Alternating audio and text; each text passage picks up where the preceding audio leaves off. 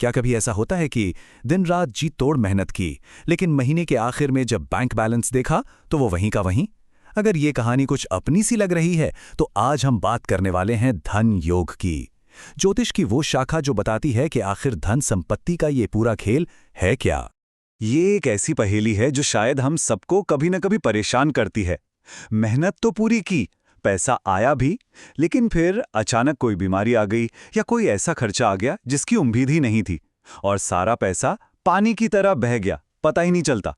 तो ये जो एक अजीब सा गैप है ना, मेहनत और पैसों के टिकने के बीच, आज इसी को समझने की कोशिश करेंगे।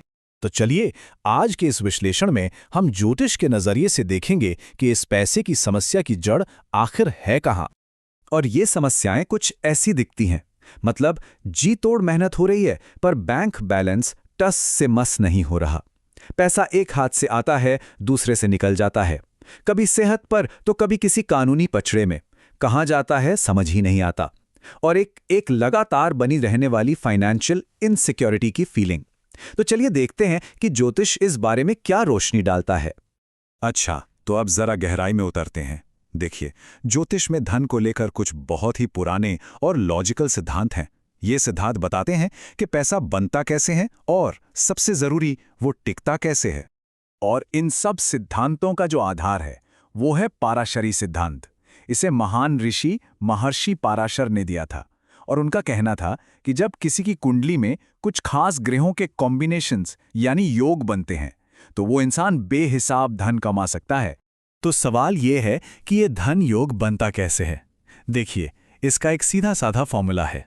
कुंडली में होते हैं त्रिकोण भाव, जिन्हें हम लक्ष्मी स्थान भी कहते हैं यानी भाग्य।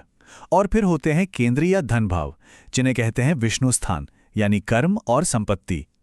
तो जब लक्ष्मी और विष्णु मतलब भाग्य और कर्म, इन दोनों का कनेक्शन बनता है, तब जाकर एक जबरदस्त धन योग का जन्म होता है।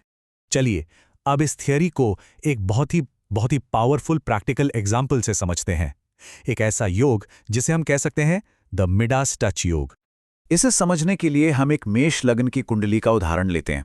अब देखिए, कुंडली का जो दूसरा घर है वो होता है बैंक बैलेंस यानी सेविंग्स का, और 11वां घर होता है इनकम यानी आमदनी का।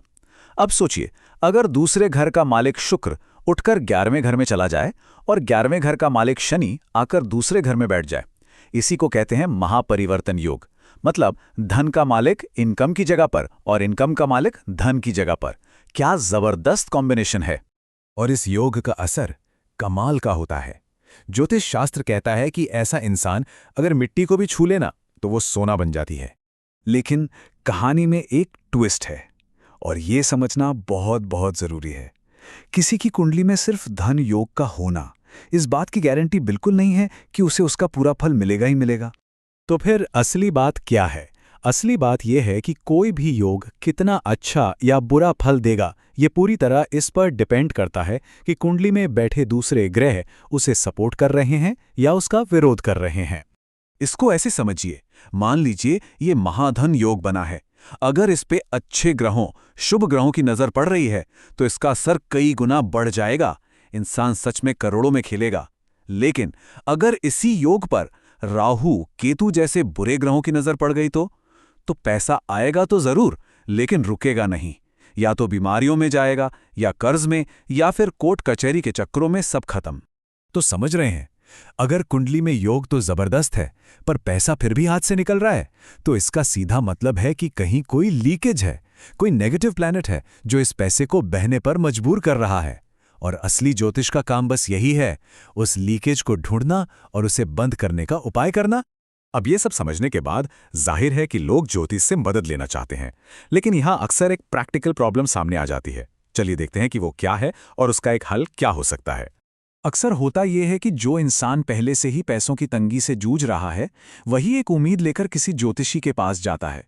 लेकिन कई बार कंसल्टेशन की भारी भरकम फीस ही उसके रास्ते का रोड़ा बन जाती है। और इसी प्रॉब्लम को ध्यान में रखते हुए एक कोशिश है ज्योतिष को सबके लिए सुलभ बनाने की। ये एक मिशन है जहां ज्योतिष सिर्फ एक प्रोफेशन नहीं बल्कि एक सामाजिक कार्य है। इसका मकसद सिर्फ एक है कि ज्योतिष का सही ज्ञान हर उस जरूरतमंद इंसान तक पहुंचे जिसे इसकी सच में जरूरत है, और वो भी बिना किसी फिक्स्ड या भारी फीस के बोझ के। योगदान पूरी तरह से स्वैच्छिक है, अपनी मर्जी से। तो जो भी कोई अपनी कुंडली का एक पर्सनलाइज्ड सटीक एनालिसिस करवाना चाहते हैं, उन्हें बस अपनी जन्म तिथि, जन्म का समय, जन्म का स्थान और जेंडर इस व्हाट्सएप नंबर पर भेजना है। नंबर एक बार फिर से नोट कर लीजिए, +91 991054 1552। तो आखिर में एक सवाल जो सोचने पर मजबूर करता है कि किसी की अपनी कुंडली में उनके धन यानी दूसरे घर और उनकी आय यानी 11वें घर के मालिक ग्रह आखिर बैठे कहाँ हैं? क्योंकि इस एक सवाल का जवाब किसी के भी पूरे फाइनेंशियल भविष्य को समझने की तरफ पहला कदम हो सकता है।